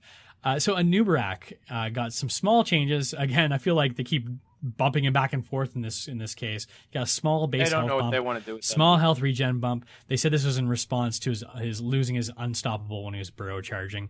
I've seen Anubarak's base health and regen go up and down and up and down. And you know what? They say they're happy with where he is as an anti-mage tank, but I never see him in games ever, really. No, it's not enough. They need to bring back the unstoppable. He's not even in this. He's not good in this meta. When mages were prevalent in the meta, yeah, but right now it's more of the auto attacker meta and the melee. It's a frontline and auto attacker meta right now. Yeah. It's not the mage meta. When mage meta comes back, Anubarak will be prevalent. Until that hits, you're not going to see Anubarak. Poor Anubarak. Him and his buddy Arthas from I miss Warcraft. my bug friend. The Frost Bros. They're having some issues being popular in the meta these days, but hey, maybe they'll make a comeback. Like anything in Heroes, I feel like you'll be out of the meta for a while, and then the next thing you know, you're gonna be at the top of it. So maybe we'll see Anubarak dominate the meta like he did maybe a year and a half ago. I remember he was top pick almost all the time for a while there. So next hero that got a little bit of a change, Tyrael de Sank. He got a Sanctification cooldown increase from 80 to 100 seconds. Now, Sanctification has been doing pretty well in the pro scene and just regular scene as well. This was a target purely and specifically against the Korean meta. That's what I believe about this. 100%. Because yes, they think Tyrael's a god, and Tyrael over there is a god, rightfully so, and he wins games by himself almost. Sanks win games over there. And so I think that was a way to try to tone down Tyrael over there. The rest of the world will not notice this change. No, Europe will. NA doesn't only a know little. Yeah, only but a little. Well, you know, Alex Pro G will still be crying about this, Right. And some other teams in Europe will be crying about this too. But North America, they're still on the page of who's Tyrael, and until they realize who Tyrael is and how good he can be, right, it's not going to affect the NA scene at all, because the NA is completely unaware of what Tyrael is and how good he is. These game-changing ults almost have to be on really high cooldown, so they're not available all the time. It's similar to like a mosh pit kind of scenario too. Higher skill. Mosh pit is way too long. Yeah, well, Mosh pit is not way too long. Mosh pit is in a very good spot. Either way, these ultimates that can win a team fight for you, they need to be on long cooldowns. I think that's what they're responding to here. They're saying, "Okay, listen, maybe this won't be up every team fight now." Well, I guarantee you, I know you why they did this, because the biggest response to Tyrael, believe it or not, for a counter to Tyrael's Sank is Zeratul. But Zeratuel's Void Prison, I believe, is on 120 second cooldown. Might be 100, but I think it's 120 seconds. Either way, that's the biggest counter to Sank, because as soon as they Sank, you VP. But Sank's up before VP is.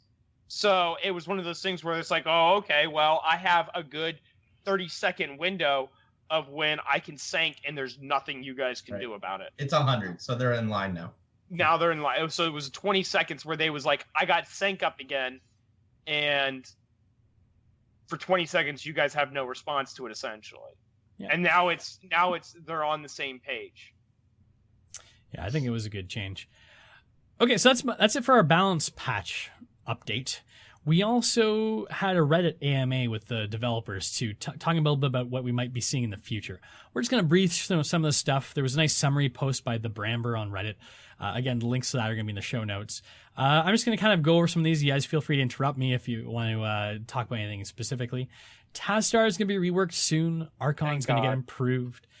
Uther is having a rework estimated around March, which will be cool because we haven't seen much Uther around either recently.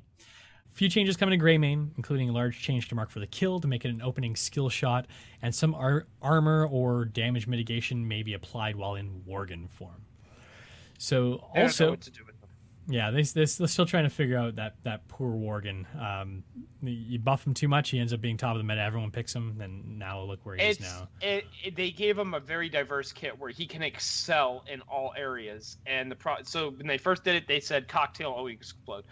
Became an amazing AoE and did ridiculous amounts of damage. It was great for poking and then being able to dive in secure kills. And they were like, well, that's nonsense. We're not going to give you that. And they were like, we're going to make it so if you're going to dive in, you're going to have to secure your kills, essentially. But they didn't change that. They just got rid of the cocktail build. And people were like, well, fine. We'll figure out what we want to do.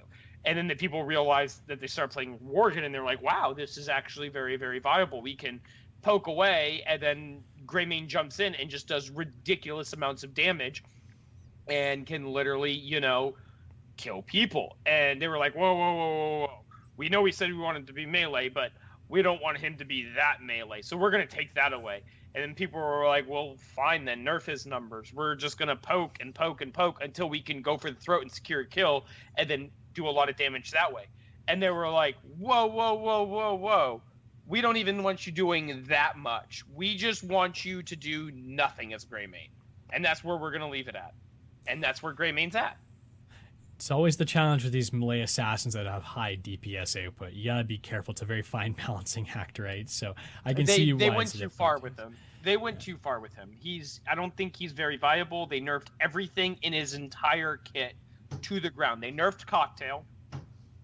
They nerfed Worgen form. They nerfed his Go for the Throat ult, which is stupid good. And they nerfed it to the ground where it's not even worth picking, really. And they're like, well, we'll give you this other one, marked for death, I think it is. Yeah. And it's not even good. It's really not good at all. And so then they want you to choose that, and they want you to choose the human form, and then just randomly dive in every once in a while without buffing his damage on his human auto form. If you want him to be like a Vala, make him like a Vala. If you want him to be like an Illidan, make him like an Illidan. If you want him to be a little bit of both, buff his numbers a little bit, and he'll come back in the meta. Well, either way, he's on the radar, is what they're saying here, and they're looking to change something to maybe make him a bit more viable again. So Arthas and Lunara, nothing expected for those two heroes. Also, the devs are happy with Vala, Raynor, Nova, and Thrall, but they'd like to get a little bit more talent diversity for Thrall. Yeah, Thrall needs it. Yeah, because it's pretty much always the same picks. I mean, now you're seeing more Earthquake than Sundering, but still... also Block too, because believe it or not, if you're up against an Alarak in lane, Alarak is the top solo laner if played right. The only way that somebody can come close to him is if Thrall takes Block on one. That's about the only change. Yeah, and we're expecting potentially a talent diversity rework for Thrall. They're saying mid-2017. And they're also happy with Anub, where he is as the anti-mage tank. And again, no place really in the meta right now for him, but hey, maybe the mage meta will come back again, right? It will. Everything's cyclical in this game. A mini update is coming for Asmo. Some base movement for Laser will probably be part of it too, so... I don't think he needs it, but Asmodean players will rejoice. Yep, they like to change things every once in a while. This makes me sad, this next one. Go ahead. This does make me sad. They tested Diablo being able to activate his D, so his trait, but it was leading to weird behavior. People not resurrecting at all, people because of losing power from stacks or whatever, so they decided to cut it. So you think that being able to consume souls would be a good mechanic there, Liqiud? Yes. So I love Diablo. Diablo is by far my favorite tank in the game. You'll never play him. I know. But by far my favorite tank in the game. Being able to control when you want to use your souls would be huge and would change the style of play for Diablo. I can understand them saying, if we give you the choice, you'll never use it, because there are a lot of times where you could say, I don't need to come back in 3 seconds. I'd rather stay at 100 souls. But there are also times where I think you would say, I need to come back instantly. Especially now. The only way I see it being viable is if they let him resurrect on the site after 3 seconds. Like, he does the little vortex thing where he dies, and then the vortex happens again, and he comes right back right there. That would make him very, very viable, where it's like, people will have to say, well, do I want to come back now? Or do I want to come back later? Right. Yeah, I mean, Diablo's changes in the PTR, too. It's even more important to stay closer to 100 stacks now, too. Yes. So it would be nice to be able to make that change. Like, be like, hey, I don't want to die. I need those stacks. Like, I'll take the 30-second death time or whatever it is, right? So what I would do is literally just give him, like, a channel toggle thing where he's, well, kind of like put him in a ghost form and let him decide if he wants to resurrect or not. Like, give his body, like Ariel, like on your body, like what Ariel has almost. She can click on where you died. So put that on the map for Diablo, right, where he died. And if you click on it, you resurrect yourself right there. Right. Can you imagine the animation too for Diablo coming back from the dead, just That'd like be great. coming out of the ground, right up out of the ground. Yeah. Right? Yeah, it would be, you could do so many cool things with it, but that would fix the thing of, like, well, it created weird interactions and people were like, well, I don't like this because I don't want to lose my stacks. But if you allow him to come back right where he died at, 3 seconds later when he's got his 100 souls, it'd be super viable. And Diablo would be a meta pick at that point. And it's not like that's not unprecedented too. We've pretty much got the same thing with Uther, and we've got the similar thing with Joanna too. Maybe he doesn't come back in full health too, right? So exactly. You tweaked it a little to make it not, because 3 seconds right back where you are at full health, like that's crazy OP. You can't give him but, half. But you can tweak it, right? Half health, maybe it's 6 seconds. There's a lot of little things you can do there to make it better. And then you can even give the whatever you want to call it, the little clone thing that you got to click on to channel that. Give it a timer. Like, you've got literally 4 seconds to decide if you want to come back or not, or 5 seconds to decide if you're going to pop your stones and come back. If you decide not to, boom, you've lost it. Done. You didn't get to resurrect. Right.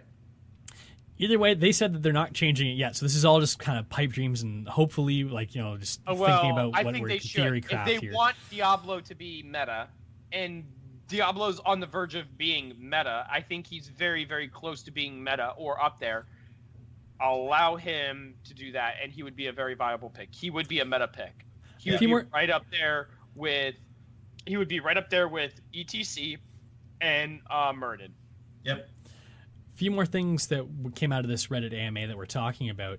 Hinterland Blast may be revisited in the future to make it more viable heroic pick for Falstad. Completely rework. Get rid of the talent, scrap it, come up with a new one.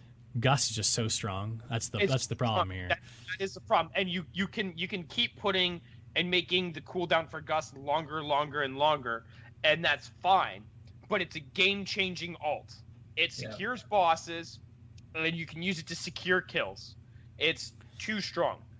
So there's no way you can look at this and I remember when it was like 30 seconds or 40 seconds and everyone was like, it's garbage. And then I forget which pro scene brought it out and they were like, oh my gosh, this is amazing.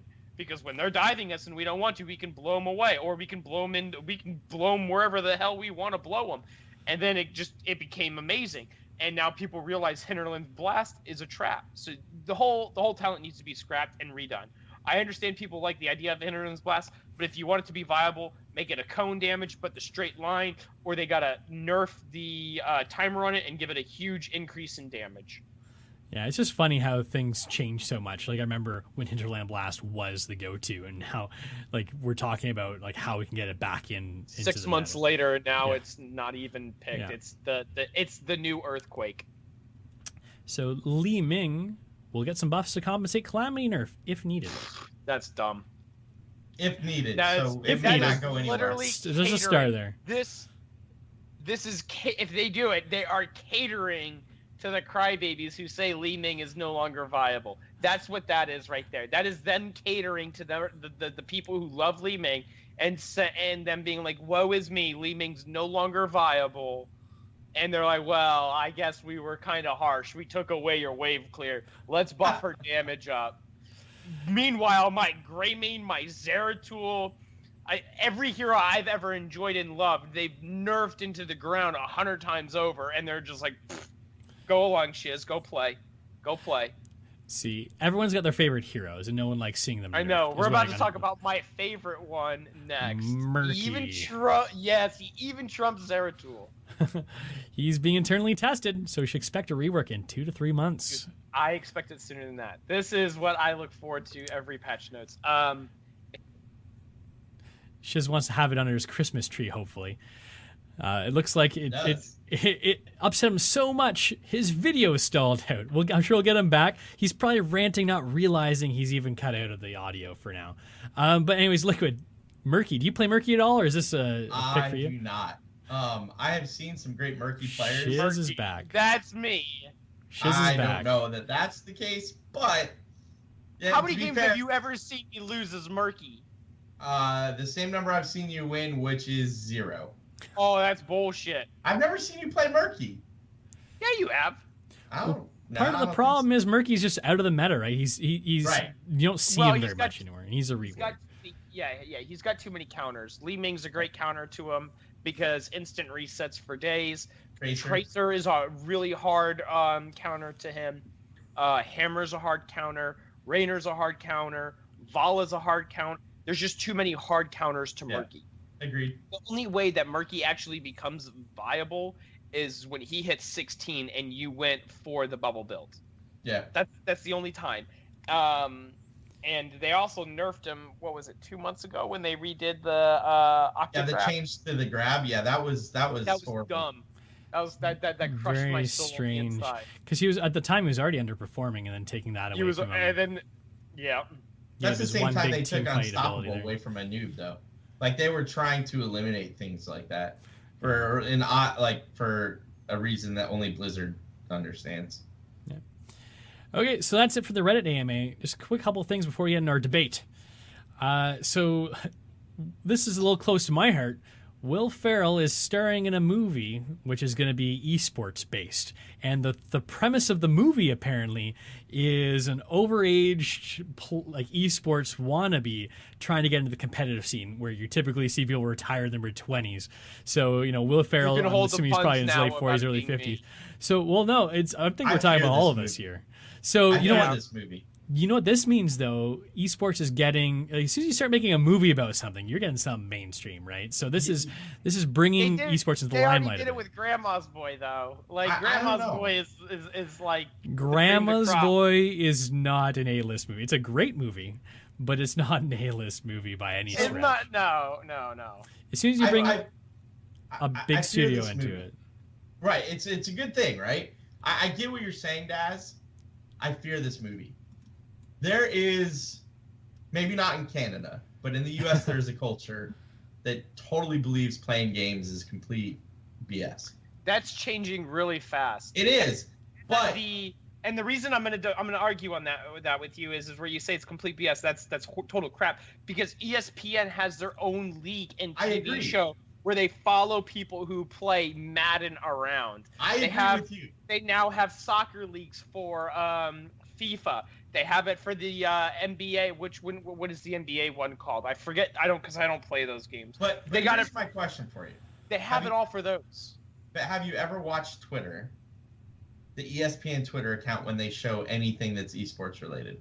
Well, no, because I'm a hardcore nerd. Right.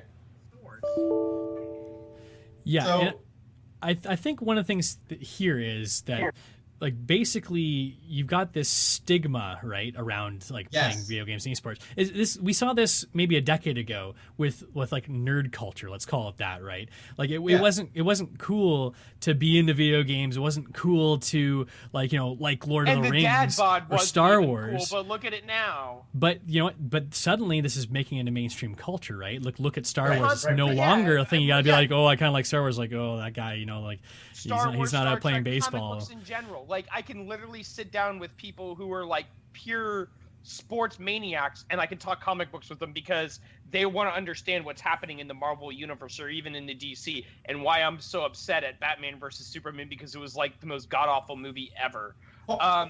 Wait, okay. First, you just blew my mind, and like I have a complete different conversation I need to have with you later tonight. Because holy cow. But second, like my fear for this movie is it's going to paint us in a light that we don't want to show to the older demographic that hasn't come around yet. I can see that. I don't care how they point us, because as the saying goes, bad coverage or good coverage is better than still no coverage. coverage. Yeah, agreed. I can see that. Okay. I'm going to see it regardless because it's going to hit close to home, and I just want to see how badly they're just going to skew us all out to be. So I can't wait for the virgin, comments. I can't wait for, the guy who lives in your mom's basement yep. making Hot Pockets, I mean, and the best example of it is what is South Park's biggest episode and the most favorite episode of all time ever shown? And it's basically about us, and it was the WoW one that they did. There is no bigger, more favored South Park episode than when they did that. And when South Park did that, they thought that they were going to actually lose a majority of the fans because of how it betrayed. And believe it or not, and it became their best episode. So I could see something like that happening with this movie, where they're like, oh man, we're going to be making fun of these guys hardcore. I don't know if they're going to like it. And we're going to watch it, and I'm going to probably die laughing because I'm just cynical as fuck, and that's just the way it is. So it could be good. This is a movie studio admitting that there's an audience and money to be had with this kind of topic. This is true. Mm-hmm. And that's the big important change here, I think. Whereas the maybe other 5 key years ago, no one would ever have considered Nobody it. would have touched it. The other key I want to let you know is the owner of the Clippers, the NBA team, the Clippers. Yep. I believe it was them. They bought a huge portion of the esports scene. I forget what companies they bought, but he bought and invested into those. Shaquille O'Neal is doing it. It's EU. I know who it is. He bought something over there. I think he bought an entire organization. Shaquille O'Neal's getting involved. A lot of these mainstream is doing it. Yeah. Yeah. A lot of these sports corporations who own it in the sports world are realizing that there's money to be had in the EU scene, or not the EU scene, but the esports scene, because I mean, we'll take completely out of the question, and we'll bring in the two biggest MOBAs of all time, hands down, that nobody can argue: League of Legends and Dota, or Dota 2. If you were to sit down and look at how much those guys make salary wise, they make, like, the top end players, and I mean this is skewing it, make as much as some of those NBA players make. Not the big all-star ones, but the guys that sit on the bench. But saying that somebody in that scene who's a top contender is making as much as somebody who's in a professional sport, just sitting on the bench, second string or third string, and we'll say football, is making just as much as that guy, that's saying something. So I think the biggest quote from the NFL is only the best players are millionaires, everyone else is thousandaires. And a lot of the best teams in Korea and in EU are definitely thousandaires. So I'm going to throw two things out there, and then we can move on. It's the 76ers, and they picked up Dignitas and the Apex. So we have that cleared out. And then the only reason I'm coming at it from the angle I come at it is I work with a number of people that are my age or older, and they're all professional sports fans, and they all think what I do is crazy. I'm in the military, bro. Well, so you know what I'm talking about. I'm in the military, where it's nothing but jarheads every day. And if I bring up the smallest nerd thing ever, they look at me like I am like the death plague. Right, so you get it. But that was before. Now, like, I've seen the cultural change. Like, if I were to sit down with these people who are just car jockeys who love to, talk cars and race them and, all that shit, I have no idea what the hell I'm doing with the car. I can barely change my own oil. And then I've got people who are sports fanatics, and that's all they do is watch sports, whether it's baseball, football, basketball, hockey, they're hunters, they're outdoorsmen. And if you would ask me 10 years ago to sit down with those guys and to have a comic book conversation about what the hell is happening in comic books, I would have been, thank you, cue the music. I'd have been crazy. I would have looked like the biggest nerd in the world. But now I can sit down and actually have a debate with these people and be like, yo, this is what's going on. And they're like, wow, teach me more. And I can have these conversations. And that's what's happening with the esports scene right now. That is awesome because I haven't had that experience, but I look forward to that day. It's amazing. And it's coming. Like this, the culture is changing. Oh, it's definitely coming. I mean, Canada's right at our door knocking. Sure are. What you know what I would think I'd love to see in the Heroes esports scene is what they just recently announced with Overwatch at BlizzCon. I'm not sure if you guys caught that. What they're planning on doing is they're doing it more like you're having almost like individual teams based on cities. So you'll have like the New York whatever, like the New York Trolls or something, right? Would be like an esports team. It makes it a lot easier to rally around a franchise that you know is going to be stable and there all the time with an owner with a salary. It's harder to do that in Heroes though. Yeah. For that to work, we would definitely need a population like League of Legends or Dota has. Right. For that to work, we would need that big of a fan base. And once we get there, then yes, I'm all for it. I think it's great to start it with Overwatch because Overwatch is such a huge game. Right. It has the following.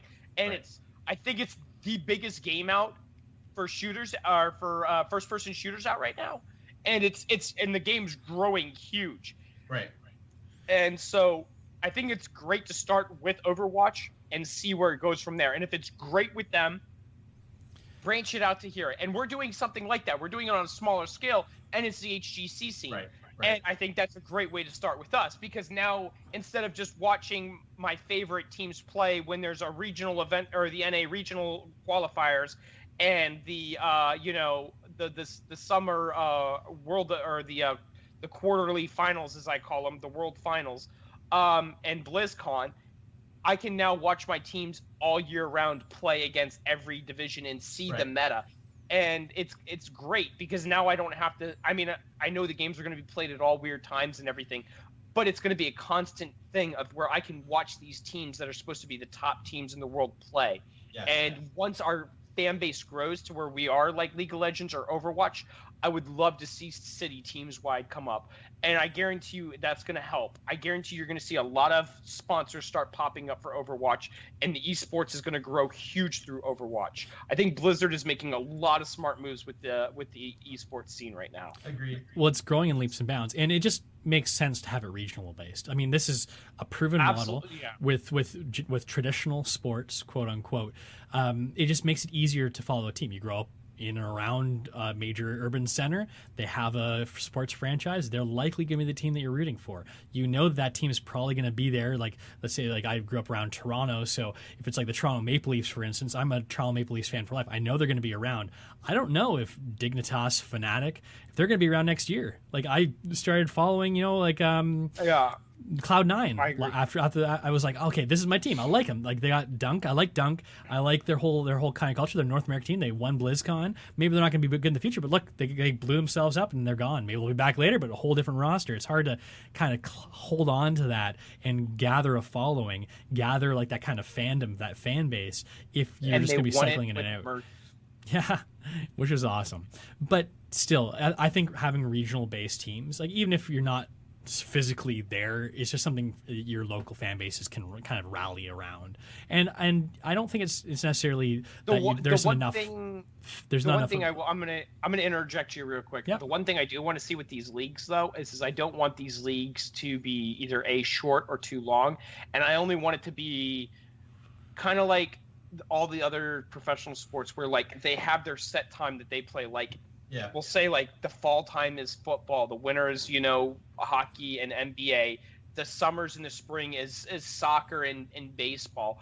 I want them to pick like a time where they're like, this is when the league happens. Everything in between is prep for these teams, and this way they can round out, but then lock in them at a certain time. Like they have like 3 to 4 months to get their roster figured out.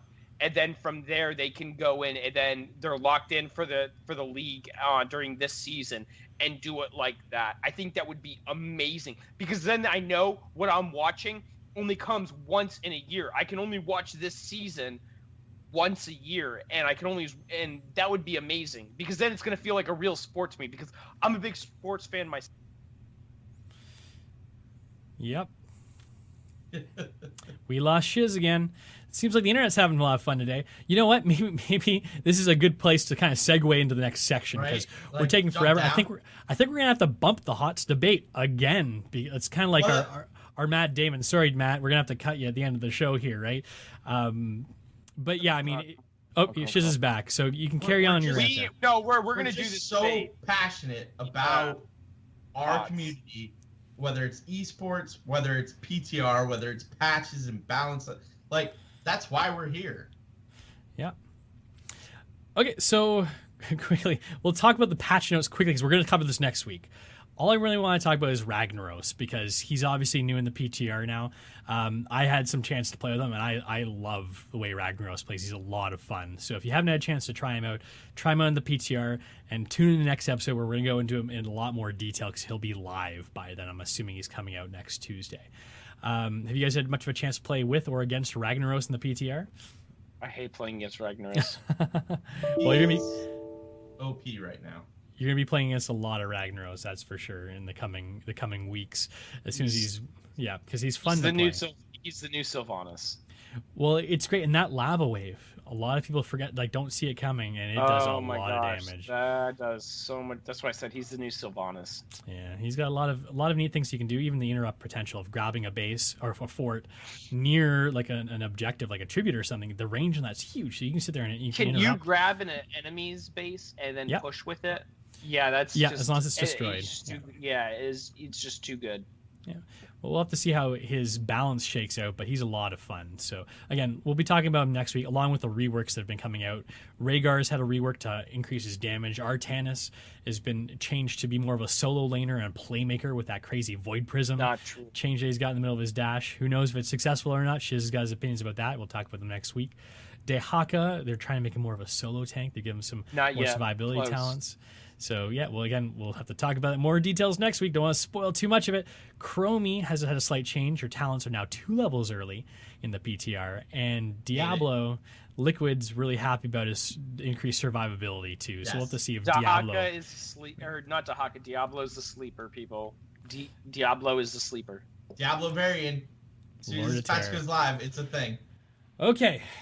Now it's time for the HOTS debate. And we're going to let little Cho'Gall bring us into this one. Are you prepared for the battle to come? You may have the bronze, brother, but I've got the brains. We both know that's not true. I don't. And with that, the two heads of Cho'Gall today are going to be Daz and Shiz. So what we're doing is we're trying this new segment. It was suggested to us by Lobster Special on Reddit. And we thought it was a great idea, so we thought we'd try it out. So here's the format for the debate. We're going to be debating a topic. The topic is teams drafted for team fighting are better off than those drafted for map objectives. I'm going to be defending that statement, so I'm agreeing that teams should be drafted for fighting, team fighting, are better. And rebuking this topic is going to be Shiz, arguing that teams drafted for map objectives are better. Shiz has been dying to do this debate. I mentioned a little while ago I thought we were going to bump it because this episode was getting long, but you know what? We're going to do it. Moderating this is going to be Liquid. And deciding on who wins, we're going to put it to a Twitter vote. So we're going to put up a poll on Twitter. As soon as this is done, you can go on Twitter, come to our Twitter feed at the Nexus Trolls. And again, there's going to be a link to that in the show notes. And you can vote on the poll. And whoever loses the poll, next week, they're going to have to eat jalapeno peppers throughout the whole news segment. No, they're going to be hotter than jalapeno peppers. I'm getting you the hottest shit ever. He's going to be FedExing me some peppers from Mexico that are going to put... You know what? I'm going to be shipping you hot peppers from Mexico. I'm going to win.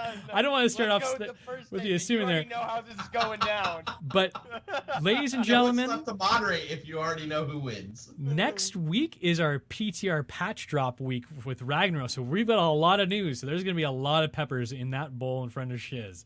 So this is, by the way, this is not a novel idea we came up with eating the peppers. This is in honor of Dunk Trade and Zoya, who had to do this for, I think it was reaching a stretch goal on Twitch or or something along those lines, where they did this on stream while casting a game.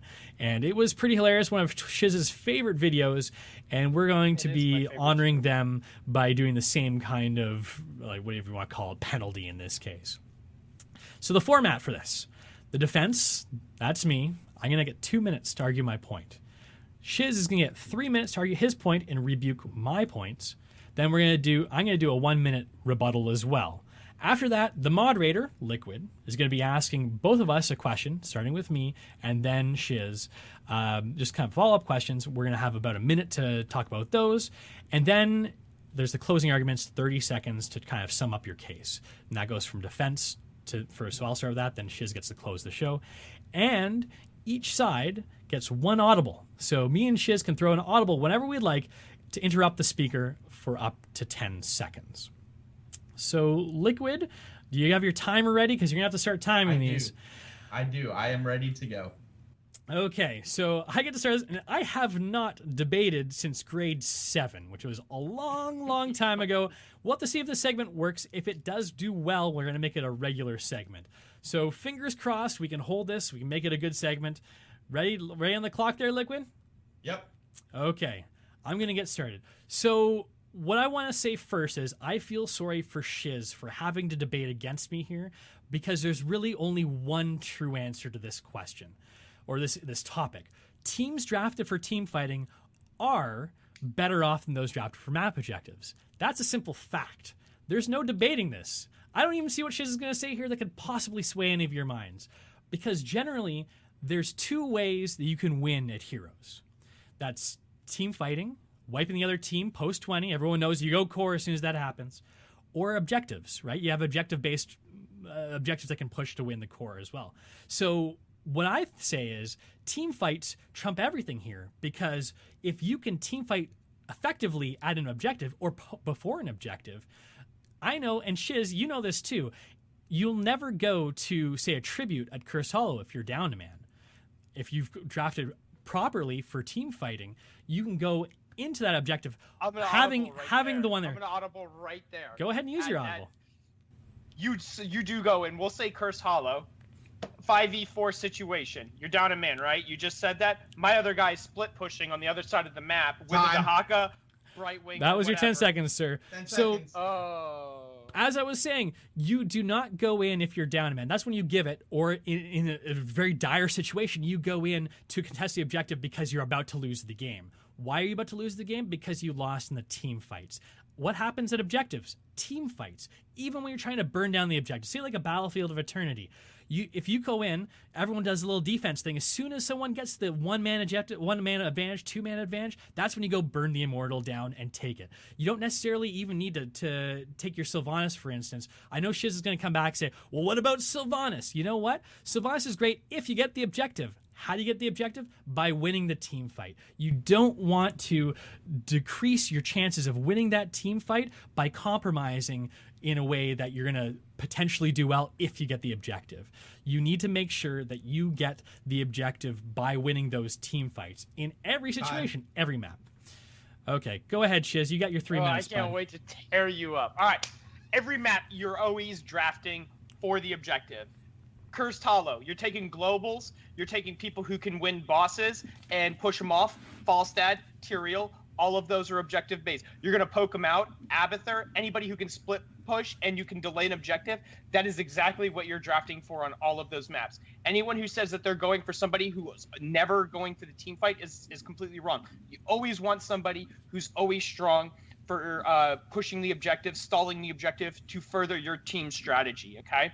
Again, you said it right. Sylvanas. They had to take an entire map out of rotation because of Sylvanas. Haunted Mines got a complete rework because Sylvanas was if you got her, you won the map. Point blank and simple. Sylvanas won that map by herself, essentially. Also, you're also drafting for vision. Every big map, you always go for globals. That's always objective-based driven, because with those globals, you can do things like split pushing, gaining the experience in soaking, delaying objectives, so this way you're getting more experience and getting yourself that early lead to 10 to win. Even if you are drafting for audible. objectives.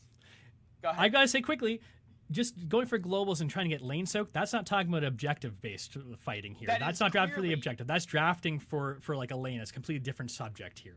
We're talking about team fighting versus objective. Okay, so you're going to tell me Abathur, stalling for that. That is a split soak comp right there. Abathur is purely a great example for that. That is an objective-based thing right there. We're not saying Illidan. We're saying just stalling so Abathur can soak and get into the late game and win it and push lanes out, and so this way you're losing on soak.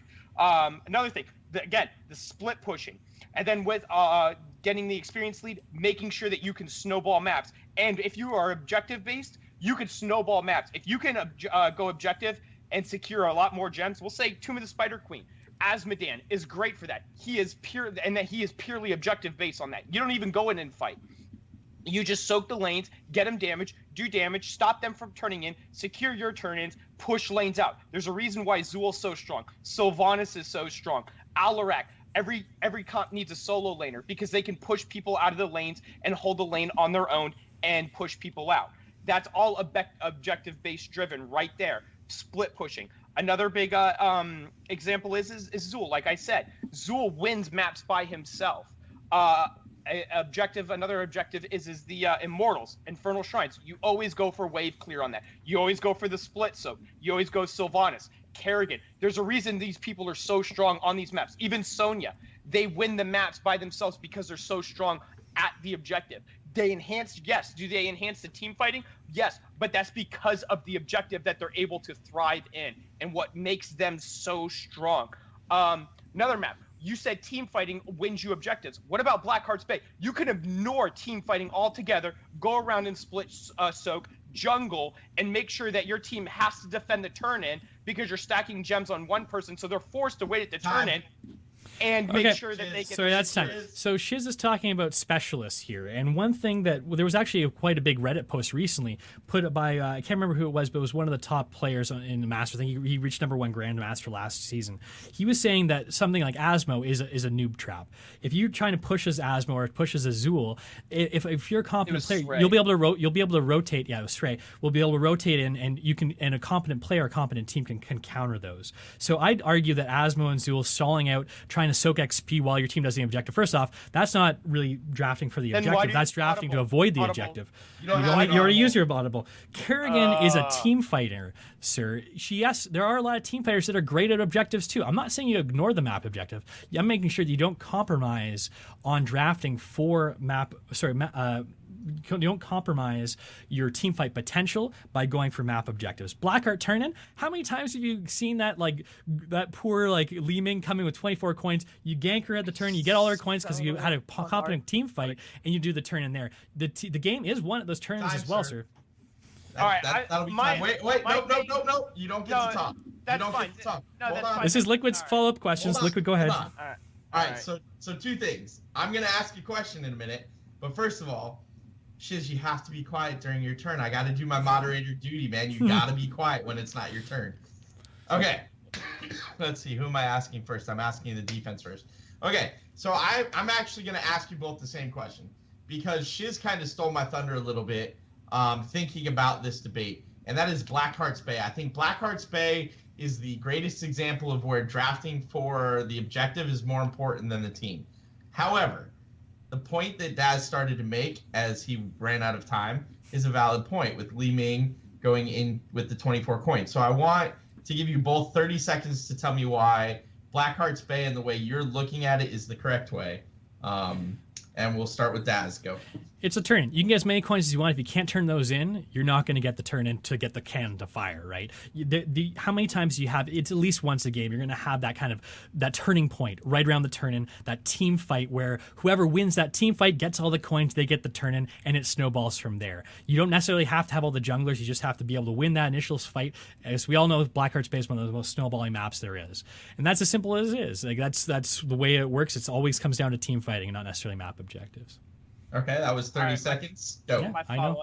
If I can make internal clock. If I can fear you the turn in every time, and you're wasting members to sit there and baby that turn in, I'm gonna win the pushing in other lanes on the map. I don't even have to turn in if I don't want to until you show otherwhere on the map. Say I grab top bruisers, push that lane out. You have to respond to that. As soon as I see you responding to that, I can have my one person do the turn-in. Are you going to take the fight down a man and lose doing that? That's fine. I'm going to keep pushing my objective in. And then the minute you show, I can back off. Closing remarks. I'm going to start now. Blizzard calls this a hero's brawler. Blizzard has this vision of the game that it's team fight based. They want the team fights to be the kind of key focal point for the game, and that's why it's important to keep in mind that drafting for team fights is important because it does win games no matter how you look at it. At the objective, not at the objective, having that advantage in the team fight is going to win you the games more often than not. Why is it, my closing arguments, why is it that when we're always watching a pro scene, that our casters, our beloved Dreadnought, who we all can agree, do you agree that Dreadnought is very capable in understanding of this game? My time's done. Okay. I would say that he is very capable in this game and that he knows how to play the game, and he is always talking about how people do not draft it for the objectives, or that's where they are going to lose because they cannot push their objectives out and not secure those objectives, and they have to let them go on all these different maps where objectives are so strong. It's not just a few maps where objectives are strong, but it's all the maps where objectives are strong. You're out of time, man. Okay, that was an interesting segment, ladies and gentlemen. You know what? I had a lot of fun. What we're going to do now... We need more time to debate. We do. Next time, maybe we'll shift up a little bit, because, oh man, does that 2 minutes ever go fast. So I've just posted to Twitter who won the debate today on the Nexus Trolls. You guys can go in and vote. Shiz or Daz, head over to @the_Nexus Trolls and cast your vote accordingly. This poll is going to be open for 3 days. And remember, the loser next week is going to have to eat a whole bunch of jalapeno peppers during the news segment, which is going to be a big one. So I'm expecting Shiz to have a big bowl full of peppers sitting in front of him next week. So make sure you get out and you vote on Twitter for whoever you think won. Again, Daz, who was defending the argument there, or Shiz. And guess who already got the first vote? Daz has already got a vote. Yeah, did you vote for yourself? I haven't even voted for myself yet. I've been too busy talking. I wanted to make sure I got the first vote. I was about to go vote for myself, but I didn't, Did you text sir. your brother and tell him to do that? See, okay, so remember who sets the podcast here. Make sure you vote for the right person. But no, honestly though, but vote for whoever you think did the best. I'm sure we're gonna have lots of these debates in the future. I do want to hear who our moderator thinks that won that. I do want to hear his thoughts. So, rate it. Invoking the hollowed name of Dreadnought is an interesting play, and I will leave it at that. That was an interesting play. Way to have to pull out that like emergency card at the end. Shiz couldn't argue on his own. He had to get a friend to come and help him out. I just used that they're facts and either way, we'll see who ends up winning. I don't think that's going to be enough, even invoking the much beloved Dreadnought. So again, head over to Twitter, vote for whoever you think is going to win, and look at that, 3 votes all for Daz so far. Not saying anything, but that third one was for myself, so I'll give myself that one. So okay, moving on to the next segment, we're going to get into the emails and comments. Hello, is this the Nexus Trolls? I would like to say something about Shiz. That guy is hilarious. And while he's hilarious, he needs a little bit work on his debating skills. So, ouch.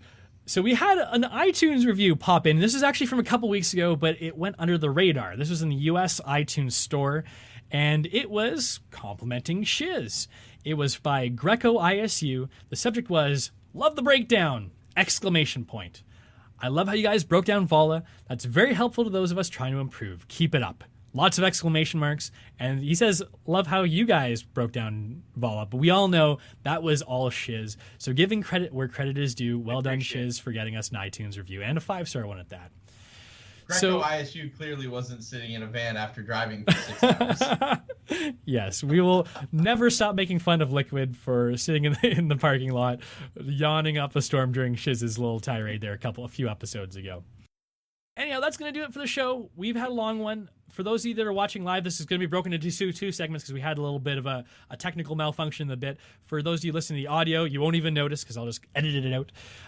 But thanks, Liqiud, for subbing in for Mystic. So, Liqiud, hey, you do some chair league casting. You're on Twitter. Tell us about that. Where can people find you if they need to find you or follow you online? So on Twitter, you can follow me at LiqiudGG, LiQiudGG. And on Twitch, you can find me at twitch.tv/liquidlive. That's also LIQIUD, and then the word live. I have Cursed Daz with the ability to spell liquid my way now. Yes, that's the important thing to note, is that the I and the U are switched from what you'd conventionally expect. So just make sure you check the spelling before trying to follow Liquid there.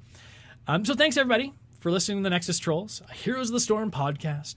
We stream live on this Twitch channel every Wednesday at 7:30 p.m. Eastern, 4:30 Pacific, and that's at twitch.tv/the Nexus Trolls. So you can subscribe to our show on iTunes, Google Play, Stitcher, or wherever you happen to find your podcasts online. You can visit our website at www.thenexustrolls.com to watch this and past shows, along with past video streams, which can also be found on our YouTube channel. For announcements about the show and general Heroes of the Storm news, you can follow us on Twitter at @TheNexusTrolls. Finally, if you need to get in touch with us, the best way is by email at podcast@thenexustrolls.com. Send us an email, you might get featured on the show. Anyhow, everyone, thanks for listening. Have a great week. 'Cause I'm